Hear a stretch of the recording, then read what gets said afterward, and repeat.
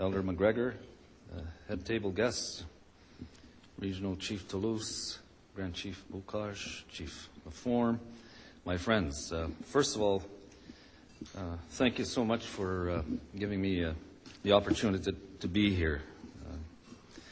I want to take this opportunity to discuss some critically important issues which affect First Nations people, as well as the country as a whole. But first, a few words about who I am and what I do. I am the National Chief of the Assembly of First Nations, otherwise known as the AFN. The AFN represents all First Nation citizens in Canada from coast to coast to coast, wherever they reside. Currently, statistics show that 57% of our people, some would argue closer to 60%, live on reserves. The rest, just under half, live in towns and cities. First Nations is the collective term we use to describe ourselves. Government agencies would call us Status Indians or North American Indians. We are one of 3 legally recognized Aboriginal peoples in Canada, the other 2 being the Inuit and the Métis. I do not speak for the Inuit or the Métis, and that is how it should be. We each have our own distinct legal, cultural, political, and historic realities, and we each have our own national organizations.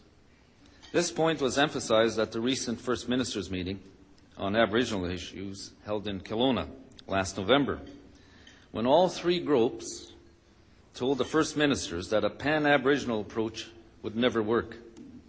Each group requires a distinct plan in order to effectively address our unique needs and priorities. As First Nations, we require a First Nations plan. The First Ministers' meeting on Aboriginal issues was historic. Never before had all the First Nations come together for the sole purpose of discussing Aboriginal issues with Aboriginal leaders, to find a way forward for the mutual benefit of all. More important than the symbolism of the moment, however, was the outcome of the gathering, because it provided a roadmap for the future, a plan for progress and prosperity for all Canadians, a plan which must now be implemented. This is a legacy project for the entire country, a historic undertaking for our generation. Let me tell you a bit about how this roadmap came about.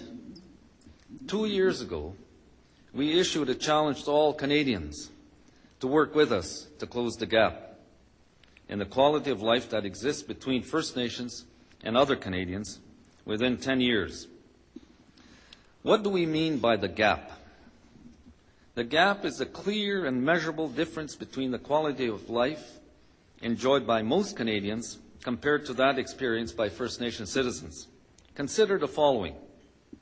We die earlier than Canadians, other Canadians. Almost 1/4 of our people live in overcrowded, unhealthy homes which breed disease. Tuberculosis, for example, is 8 to 10 times more prevalent in our communities than it is in the rest of Canada. The social consequence of these living conditions is despair. Youth suicide is of epidemic proportions in our communities. It is the leading cause of death of our young people between the ages of 10 to 24. This is 5 to 6 times higher than the suicide rate of non-Aboriginal youth. From an international perspective, Canada currently ranks 8 on the United Nations Human Development Index. First Nations rank 63rd on that list. Within Canada, a government study which ranked Canadian communities found one First Nation in the top 100 Canadian communities. In the bottom 100, there were 92 First Nation communities. People find it incomprehensible that these conditions persist in spite of record surpluses over the last 7 years. So what is the problem?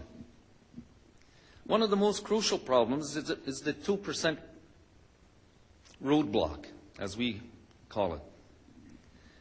While the government's budgets, and including the Indian Affairs budget, increase every year. The increase is capped for Indian Affairs at 2%. This is for core programs and services. And this has been so since 1996. Transfers to the provinces, on the other hand, have been growing at 6.6% each year. That's more than triple the annual increase for First Nations budgets. This 2% cap is not widely known, but it has profoundly impeded our ability to move forward. For one thing, the 2% increase per year does not keep pace with inflation or population growth. For another, First Nations have lost 14% in real purchasing power since the cap was imposed. At the same time, the cap is paralyzing growth in our economies. More and more programs and services are downloaded to our governments, First Nation governments, with no corresponding resources to implement them. Our leaders are forced to do more with less. They have to make ridiculous choices between building houses or keeping the fire engine working, as an example. So who do we place at risk? Our people, of course. The effect of the 2% cap is real and devastating. Prior to 1996, there was measurable improvement in our quality of life. The gap was closing, but in 1996, when the Canadian government imposed the 2% cap, the improvement stopped.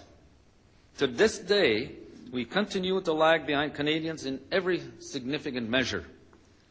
The disaster, in other words, is man-made, or people-made, to be politically correct. Right? So one solution is more equitable spending, so that First Nation citizens are not disadvantaged just because of who we are. But we also need better, more strategic spending. We need spending that is based on strategic investments. Right now, we are pouring resources into a system, a broken system, which cannot compete. The way forward requires breaking new ground and abandoning methods which we know are not working and have never worked for our people. We must strike out on a new path. This new approach must include coming to grips with the long-standing structural issues between First Nations and Canada. Eliminating poverty and creating a better life for our people will not happen if we do not address the historic rights of First Nations, our inherent Aboriginal and treaty rights that are enshrined in Section 35 of Canada's Constitution. For more than a century, First Nation systems of government and nation-to-nation relations have been ignored. We have lived with the devastating impacts ever since.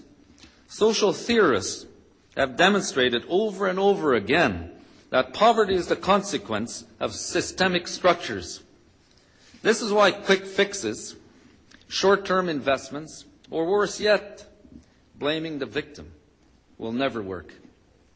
Poverty can only be undone by dismantling the structures that created it in the first place, structures like the Indian Act.